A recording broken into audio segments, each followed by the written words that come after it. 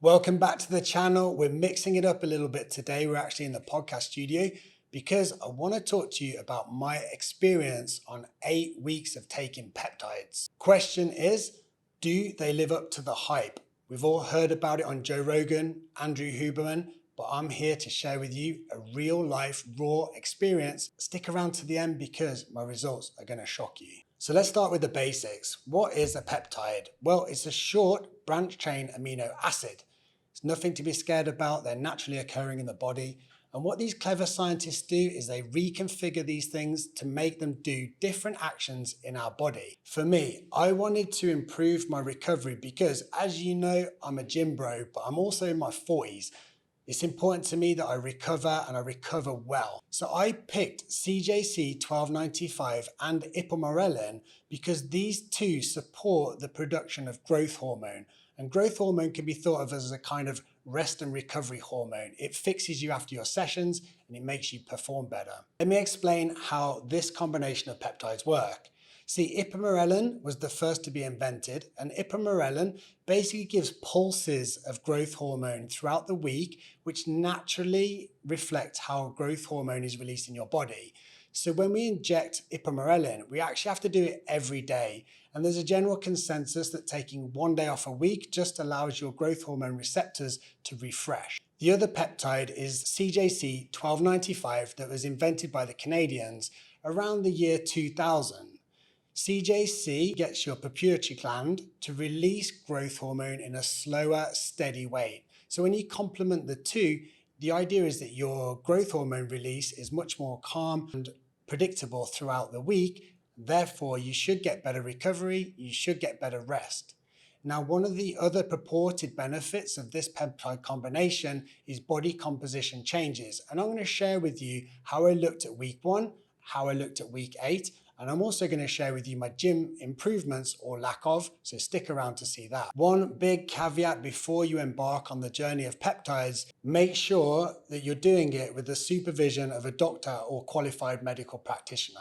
That means you're not buying these off the gym bro in the toilet. Definitely didn't do that for this experiment. Let's talk about how the peptides actually arrive.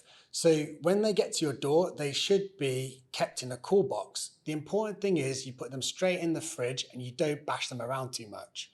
Now, I don't know how true this is, but I'm willing to trust my doctor and the little bit of research I did on YouTube.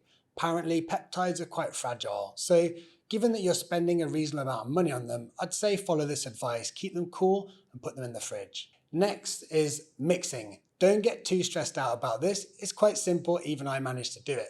All you need to do is take the appropriate amount of the sterile solution, mix it in the peptide vial, swirl it around, be gentle with it, and you're good to go. I want to address some of the concerns that you might have about the safety, side effects, and also the costs of using peptides. The good news is there's not that many downsides or side effects, at least not publicized online.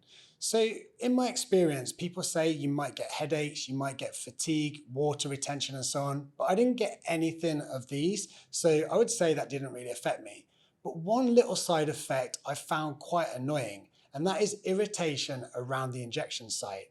So I started injecting in my belly, which is what most people do, but I found it quite annoying and sometimes I'd be left with a red mark. So I started to explore different areas like my quads, and I found that a preferable place to inject. Another hassle that comes with using peptides, particularly this combination, is the frequency of injecting. So the Ipamorelin, you have to inject at least 5 or 6 days a week, usually 2 hours after you've had your last meal, which for me was super inconvenient because I came in from work, for example, it would be 7 p.m, eat my meal, and I like to go to bed early because I get up so early to train. So this was quite hassle for me, and quite often I didn't allow 2 hours.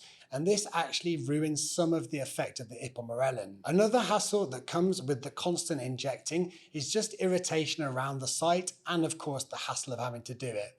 Maybe I'm making a big thing out of this, but to be honest, I was quite happy to finish the course because I'm just not into injecting myself so frequently. So the big question you're all thinking is, what were the results doing peptides for 8 weeks? I came into the experiment with a very open mind. To be honest, I'd seen so many publications saying that peptides were the next big thing and they're going to have phenomenal results. But I was also thinking, hang on, this isn't an anabolic steroid. this is something that might have some beneficial effects, but let's be realistic. The good news is there were some benefits, and I'm going to talk you through, first of all, the improvements in my sleep. According to my trusty Whoop strap, there were improvements, particularly in my deep sleep, and deep sleep is where most of the repair work on your body takes place. Next is how it improved my gym performance.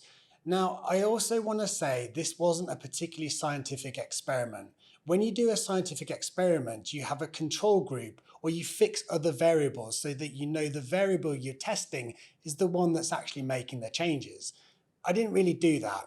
So when I look at these results, bear that in mind. But look at this clip. This is me doing chin-ups in week 1. Guys, it's my worst exercise. I'm just rubbish at chin-ups. And I hadn't done chin-ups for about 6 months starting this new experiment.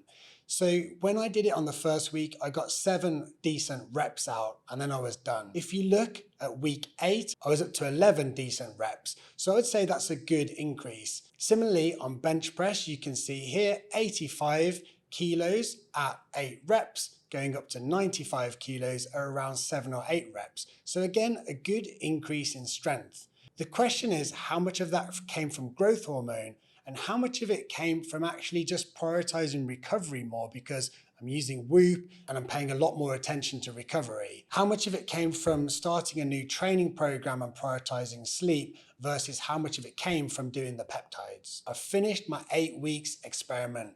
The question you all want to know is it worth it? Do I recommend it? So here is a summary of my findings. Firstly, I find the cost of these quite prohibitive. It's around $200 per month. So if you're going to do a course for 2 or 3 months, that's quite a sizable outlay of cash. The second thing, I found the inconvenience of needles every day quite a lot of hassle, and I also found the meal timing quite inconvenient for me. Overall, I would say the gym performance does show some good improvements, but like I said before, I didn't set this up as a perfect scientific experiment, so I don't know how much is attributable to the peptides and how much is attributable to simply starting a new program and giving myself a bit more rest. So in summary, I would just say again, make sure you use a doctor if you're going to embark on peptides.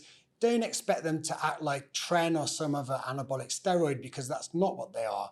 But you can definitely get some good benefits from them like I've shown here. Question to you guys, have you tried peptides and do you think they're worth it? Let me know in the comments what your experience has been. That's a wrap. Another episode is done. Make sure you hit the notification bell because we're pumping out great content on this channel. Let me know in the comments any new experiments you want me to do. Until next time, see you there.